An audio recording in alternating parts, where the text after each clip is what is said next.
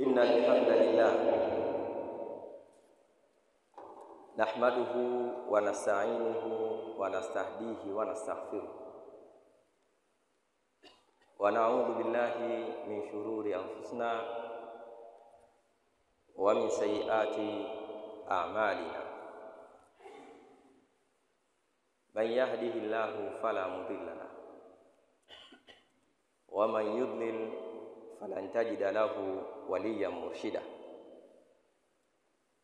يقول سبحانه وتعالى في القرآن الكريم بعد أعوذ بالله من الشيطان الرجيم: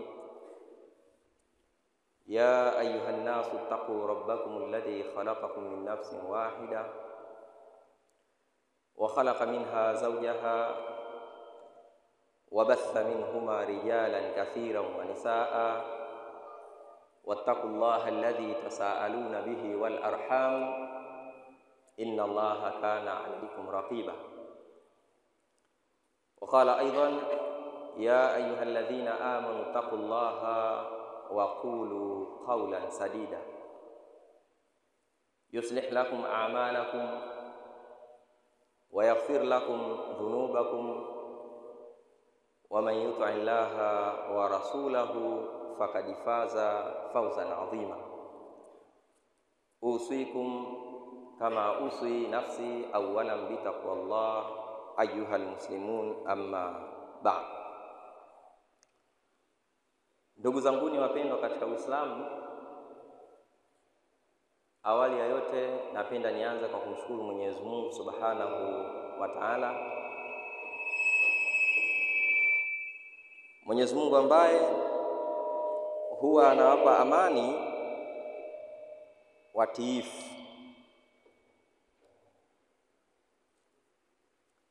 Mwenyezi Mungu ambaye huwa anayaboresha maisha ya wanadamu kupitia mazingira yao kwa namna ambayo wao wanamheshimu na kumtii yeye Allah Subhanahu wa Ta'ala. Rehma na amani zimuendee mtukufu wa daraja mtume wetu Muhammadin sallallahu alayhi wasallam kwa mafundisho yake bora aliyotufundisha ya kuwa na maamiliano bora ya kijamii,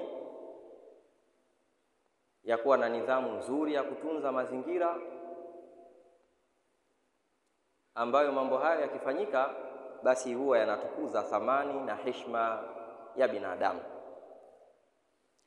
Napenda kukuhusieni kama ninavyoihusia nafsi yangu katika haya majukumu ambayo tumeachiwa na yeye Mwenyezi Mungu Subhanahu wa Ta'ala kupitia mtume wake.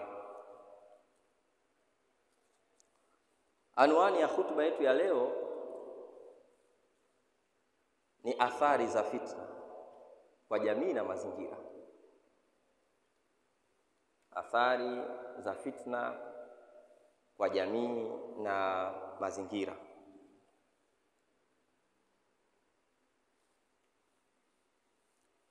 Katika mipango ya Mwenyezi Mungu Subhanahu wa Ta'ala, amempanga mwanadamu awe ni kiumbe wa kijamii, ambaye kwenda kwake mbele huyu binadamu na kustawi kwake binadamu huwa anawategemea wanadamu wenzake.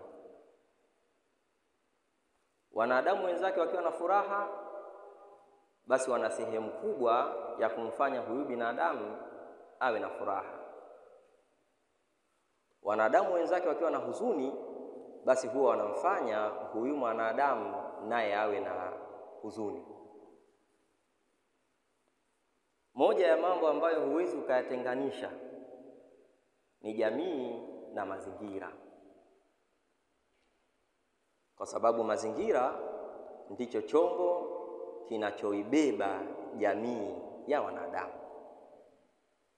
Kwa hiyo kadiri mazingira yanapokuwa mazuri, basi kuna uwezekano jamii pia ikawa nzuri, na kadiri mazingira yanapokuwa mabaya, basi kuna uwezekano mkubwa wa jamii pia ikawa mbaya.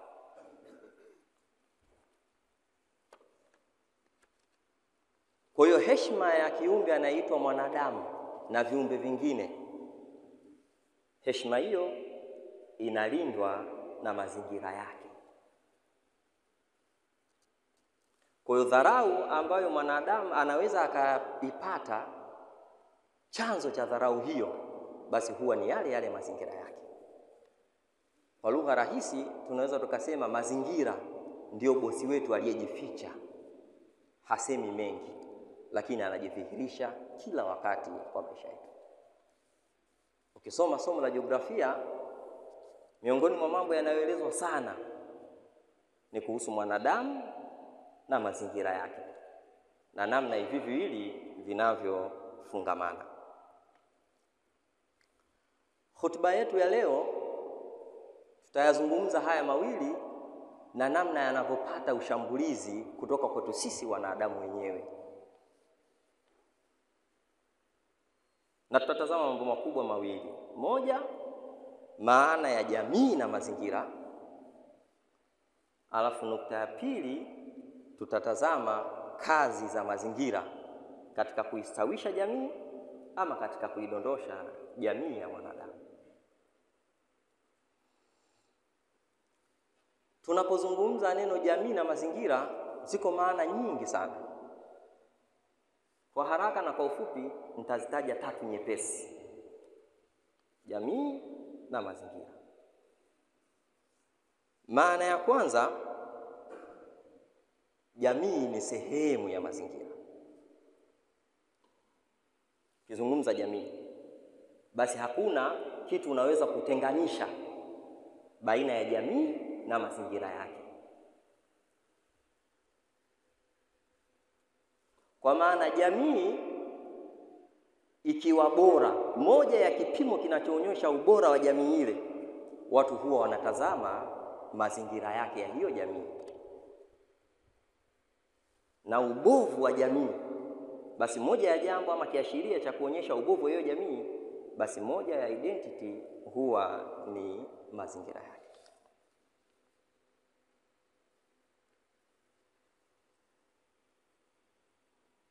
Miaka ya nyuma niliwahi kusema hapa, alipatapo kuja rais mmoja wa Iran Tanzania,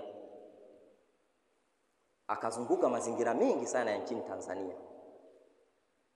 Mwisho wa safari yake, wakati anasindikizwa, alipofika airport, waandishi wa habari wanataka kumhoji kuhusiana na namna alivyoyaona mazingira ya Tanzania. Bwana Ali Rafsanjani akawaambia waandishi wa habari, kabla mjaniuliza nyinyi maswali, basi mimi kuna swali nataka niwaulize.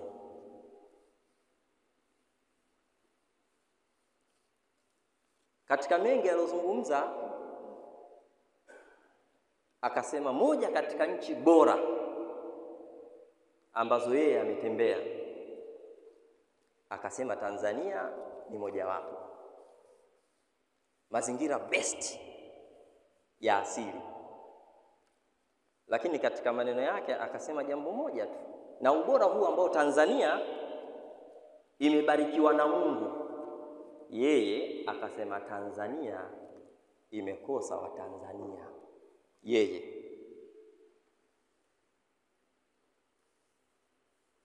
Kwa nini? Hotuba yetu ya leo itazungumza baadhi ya maneno.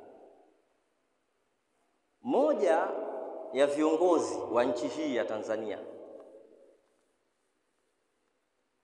na jopo lake walipata fursa ya kwenda kutembea moja ya nchi zinazoongoza kwa kipato kikubwa sana kwenye masuala ya utunzaji na usafi wa mazingira yake.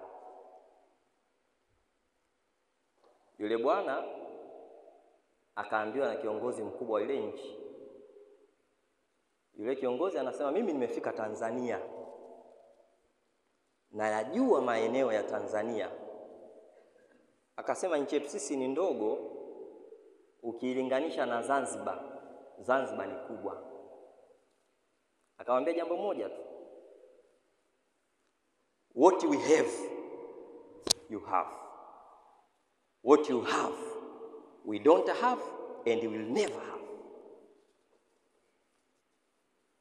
Akamwambia tulicho nacho sisi, nyinyi mkijiratibu vizuri mnakuwa nacho.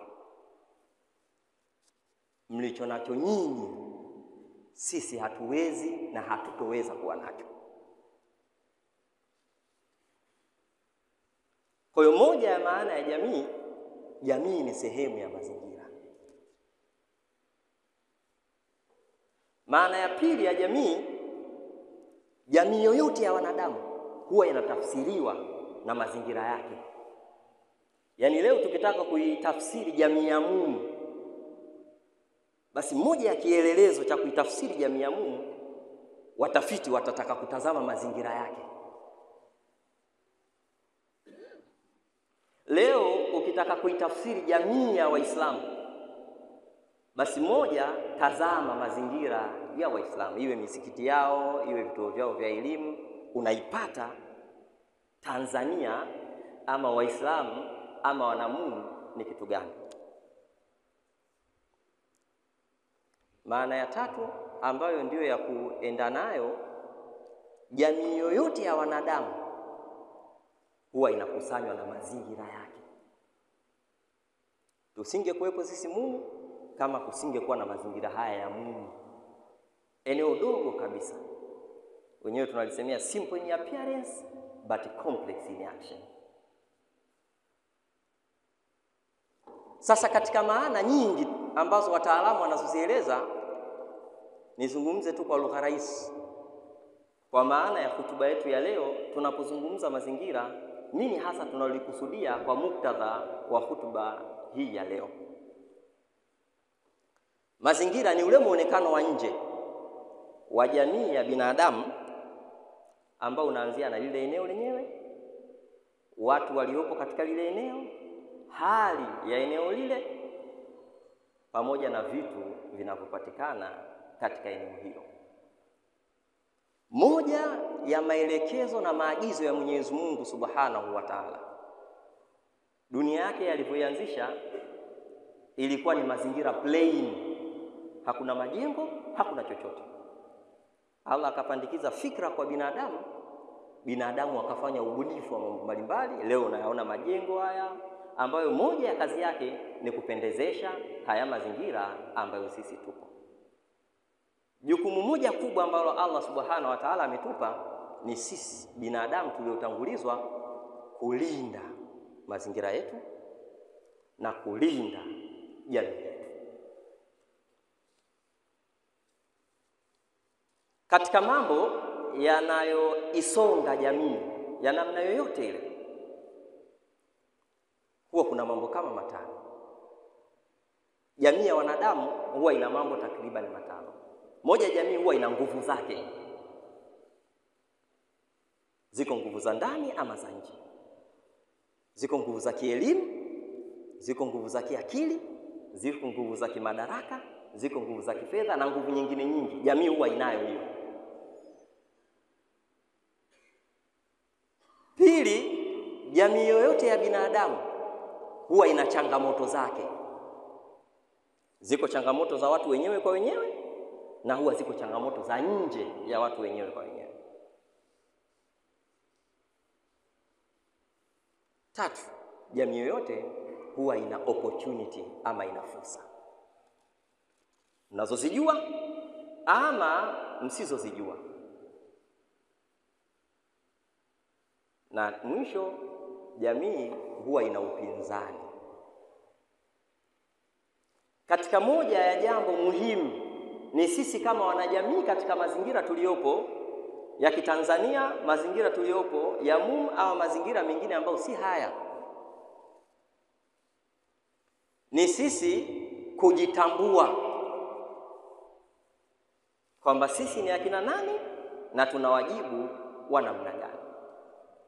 Miongoni mwa upinzani ambao una mbinu za kisasa ni fitna, ambapo fitna ikiingia kokote, moja ya kazi yake ni kuharibu yale mazingira, ambapo yakiharibika mazingira, wanajamii nao wameharibika. Allah akatoa tanbihi kwenye Qur'ani. Moja ni katika surati Anfal. Surati Anfal ni sura inayozungumzia mapambano ya kulinda mazingira yenu, ya kulinda jamii yenu.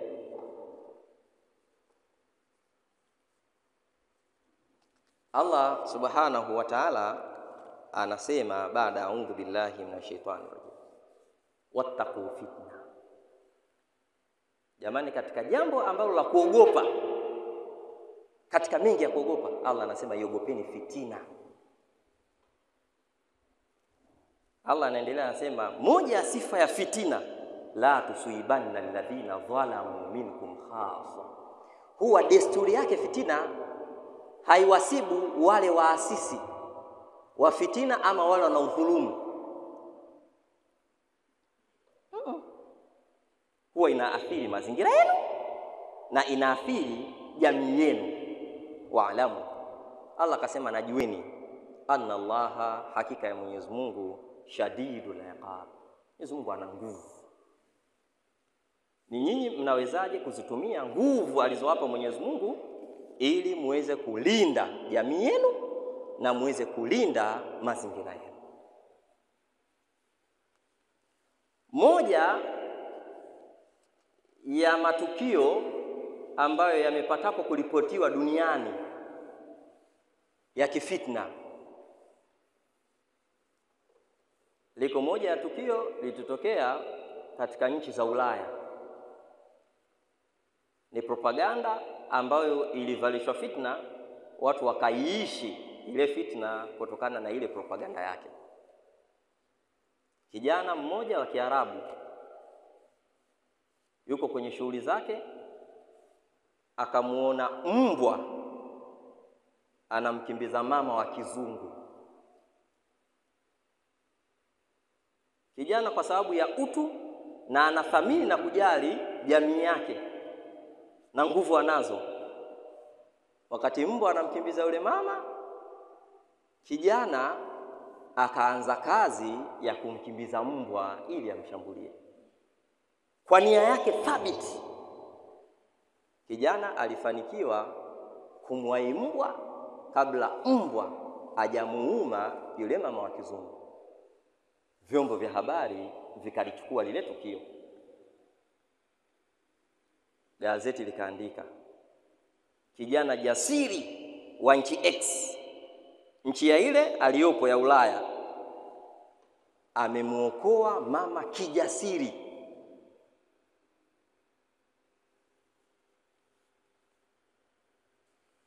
Watu wakataka kumuona yule kijana, waandishi wa habari wakataka kumuoji yule kijana. Akahojiwa yule kijana. Moja ya mahojiano, kijana akasema, ni kweli mimi nimefanya hilo tukio, lakini kwenye gazeti wamekosea jambo moja tu. Mimi bwana si mzungu, mimi natokea kwenye taifa fulani la Kiarabu.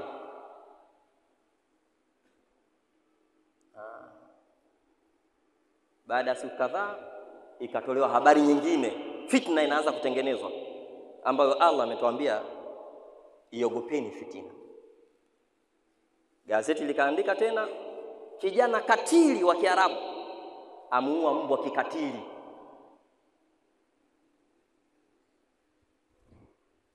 Magazeti yakasambaa. Kwa hiyo wanashauri watu wa gazeti atafutwe huyu kijana katili. Kwa nini amefanya ukatili wa wanyama?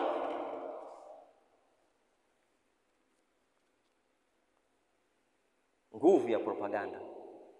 Allah kwenye Qur'ani akasema, alfitna ashaddu min alqatl. Fitna ni hatari zaidi kuliko kuua. Yaani ukiweka katika mizania, umeweka fitna hapa, ukaweka kuua hapa, Allah anachokiona ni fitna, kwa sababu fitna ina develop, inaendeleza mauaji. Fitna inaendeleza chuki. Fitna inaendeleza uadui. Barakallahu li wa lakum bil Qur'anil azim wa nafani wa iyyakum bil ayati wa dhikril hakim. Aqulu qawli hadha astaghfirullah al-azim li wa lakum wa lisa'ilil mu'minina wal mu'minat wal muslimina wal muslimat fastaghfiruhu innahu huwal ghafurur rahim wa huwal barrul karim. Ud'u rabbakum wa antum muqimuna bil ijaba. Alhamdulillahi rabbil alamin, thumma alhamdulillahi rabbil alamin. Salatu wassalamu ala man la nabiyya ba'da, Muhammadin sallallahu alayhi wasallam. Usikum kama usi maratan ukhra wa ba'd. Ndugu zangu ni wapendwa katika Uislamu, napenda nimshukuru tena Mwenyezi Mungu Subhanahu wa Ta'ala ambaye anaendelea kutuheshimu sisi binadamu kwa kuyaboresha mazingira yetu kupitia hii hewa nzuri tunayoipata, kupitia rutuba nzuri ambazo tunapata kutoka kwenye ardhi zetu.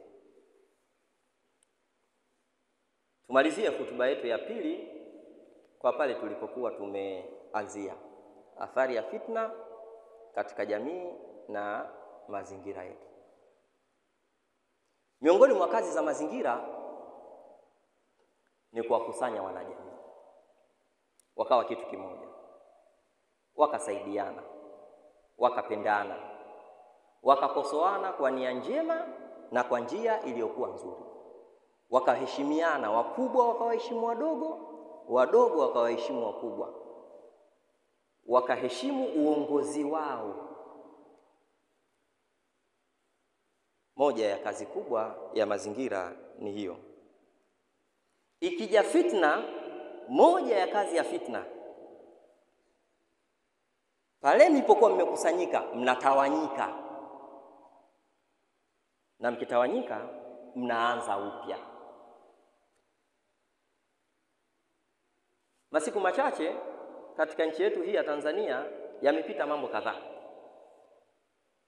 Ukatazama falsafa ya yale mambo yaliyopita kabla ya uchaguzi, ndani ya uchaguzi na baada ya uchaguzi. Moja ya jambo lililopo, ipo fitna ndani yake, ambapo kama sisi wa Tanzania hatutoielewa vizuri, basi sisi tutaanza kushughulika na mambo ambayo sio, tukaacha yale mambo ambayo ndiyo. Mambo ambayo sio ni kuamini propaganda zinazoenezwa kwenye jamii yetu, kuamini maneno yanayosemwa na baadhi ya mitandao ya kijamii.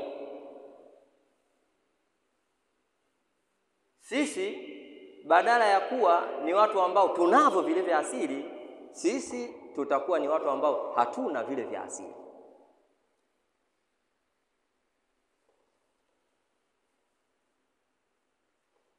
Kazi ya pili ya mazingira ni kutengenezea furaha jamii yoyote ya wanadamu. Mazingira yake yakiharibiwa, aidha na wao wenyewe ama na maadui wao, basi cha kwanza kupotea huwa ni furaha ya wale wanajamii. Tunalindaje furaha tuliyokuwa nayo? Tunalindaje mapenzi tuliyokuwa nayo? Ni sisi kutambua uhalisia na kuacha ubandia wa baadhi ya mambo. Kazi ya tatu bora ya mazingira ni kielelezo cha ubora wa jamii ama udhaifu wa jamii husika. Sisi ni Waislamu katika jamii hii ya Tanzania. Kielelezo kimoja wapo cha Uislamu ni kutambua kila litakalokujia, kutambua undani wake. Aya ya Mwenyezi Mungu inasema injaakum fasiqun binaba'in fatabayyanu. Taarifa yoyote ikiwajia, ipokeeni. Yoyote atakayeleta, nyinyi pokeeni taarifa, kwa maana kutoka kwenye media hizi, kutoka sijui kwa marafiki, kutoka kwa ndugu, kutoka kwa maadui. Fatabayyanu, jukumu lenu la kwanza, ifanyieni ubainifu. What is the meaning ya hii taarifa? Taarifa hii ina maana gani? Ina ukweli kwa kiwango gani? Ina manufaa kwa kiwango gani? Inaleta kitisho ama inaleta amani? Haya ni maelekezo ya Mwenyezi Mungu Subhanahu wa Ta'ala. Kuna mambo ukiyatengeneza unaweza ukatumia gharama chache kuyatengeneza. Lakini kuna mambo ukiharibu huwezi ukatumia tena gharama chache kwenye kuyatengeneza. Moja ni huu upendo tuliokuwa nao sisi wa Tanzania, udugu tuliokuwa nao sisi wa Tanzania, na huruma tuliokuwa nao sisi wa Tanzania. Tunao jukumu kama jamii. Tunao wajibu kama jamii. Miongoni mwa wajibu wetu mkubwa kwa mazingira yetu na jamii yetu na kwa Mungu wetu ni sisi kuistawisha jamii yetu badala ya kuiua jamii yetu. Maneno yanaweza kastawisha jamii yetu. Mionekano inaweza ikastawisha jamii yetu. Tabia zetu zinaweza zikastawisha jamii yetu. Sisi ni wa Mwenyezi Mungu na kwake Mwenyezi Mungu tutarejea. Ukishika Qur'ani hii, haya ni maneno ya Mwenyezi Mungu. Qur'ani inaweza ikaonekana mbovu kwa sababu ya maneno yako, namna unavyotamka. Watu wakatafsiri anasoma nini yule? Kwa sababu ya mionekano yako. Wewe msomaji wa Qur'ani, sura ina mauwadu.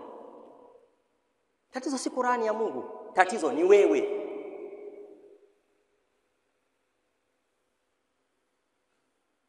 Sisi Waislamu ndio tumebeba kitabu cha Qur'ani. Katika maelekezo yaliyomo kwenye Qur'ani, sisi tunaambiwa tumuige mtume wetu Muhammadin sallallahu alaihi wasallam. Waislamu katika mambo ambayo tumewahi kumuiga mtume na tunaendelea kumuiga na tutamuiga ni tolerance, uvumilivu.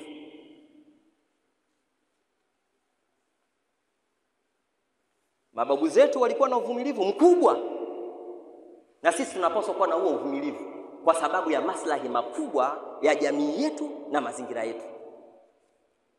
Wazee wetu ndio walipambana kwa ajili ya uhuru wa nchi hii ya Tanzania. Mafanikio mengi yaliyopatikana sisi hatujafaidika sana, lakini kwa sababu ya kujua thamani na kujua maana ya subira, tukaendelea kufanya yale yanayopaswa kufanywa katika jamii yetu. Na leo tunapozungumza, sisi tunalo jukumu la kubeba maslahi mapana ya jamii yetu na maslahi mapana ya mazingira yetu kwa kutumia akili ambazo Mwenyezi Mungu ametupa. Tupambane vizuri na propaganda zinazoenezwa, tuelewe kila aina ya fitina inayojiri katika jamii yetu ili kizazi chetu cha kesho kisituone sisi wapuuzi kwa sababu ya kututumia fikra. Mtume Muhammad sallallahu aliingia kwenye mkataba wa Hudaibiyah. Mkataba ambao leo ukiletwa kwenye jamii yetu ni mparaganyiko. Lakini Mtume Muhammad sallallahu alitupa mafunzo. Mambo yote yalikuwa yanamkandamiza yeye na jamii ya Kiislamu, lakini alitazama future, alitazama mustakbali wa baadaye kwa ajili ya kizazi. Na alhamdulillah, baada ya dhiki faraja ilikuja. Nasi kadhalika kama wanajamii tunatakiwa kutazama mustakbali wa baadaye wa vizazi vyetu, wakati sisi tunasimama imara kuhakikisha yale mazuri tunayafanya, yale mema tunayaendeleza ili jamii yetu iweze kustawi. Vurugu, fujo, uadui na propaganda ni mambo ambayo yanaweza kuharibu hayo. Sisi struggle kwa muda mrefu. Moja ya kielelezo cha struggling zetu ni hiki chuo kikuu cha Waislamu cha Morogoro. Kwa hiyo kijana anayekuja chuo hiki, kama ambavyo bango letu lilikuwa pale mlangoni linaeleza, dunia hii tunayoishi inaendeshwa na mihimili mikubwa minne.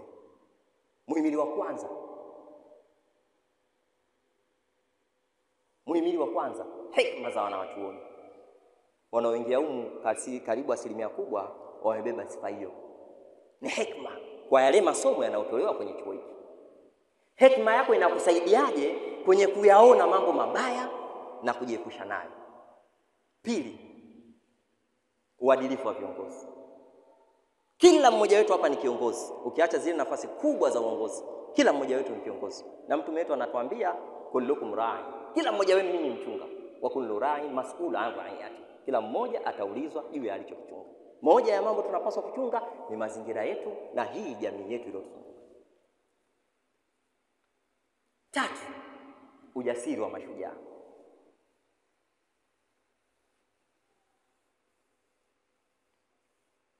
Na 4 ni dua za wacha Mungu. Hii ni sifa ya mtu mmoja, akiamua kwa dhati anabeba mambo yote manne, na ndiyo mafundisho ya dini yetu ya Kiislamu. Mtume wetu Muhammad sallallahu alaihi wasallam aliyafanya haya na anatufunza sisi tuendelee kuyafanya. Na Allah subhanahu wa ta'ala kwa ufanyaji wa haya, Allah akamsifu kwenye Qur'ani kupitia aya mbalimbali. Moja ya aya anasema inna Allaha wa malaikatahu yusalluna ala nabi ya ayyuhalladhina amanu sallu alayhi wa sallimu taslima. Allahumma salli ala Muhammad wa ala ali Muhammad kama sallaita ala Ibrahim wa ala ali Ibrahim wa barik ala Muhammad wa ala ali Muhammad kama barakta ala Ibrahim wa ala ali Ibrahim fil alamin innaka Hamidum Majid. Allahumma arda anil ba'atil khulafai amiril mu'minin Abi Bakar as-Siddiq wa amiril mu'minin Umar ibn al-Khattab wa amiril mu'minin Uthman bin Affan wa amiril mu'minin Ali bin Abi Talib. Rabbana taqabbal minna innaka antas samiul alim wa tub alaina ya maulana innaka antat tawwabur rahim. Rabbana ighfir lana wal ikhwanina alladhina sabaquna bil iman wa la taj'al fi qulubina ghillan lil ladzina amanu rabbana innaka raufur rahim. Aqimus salah.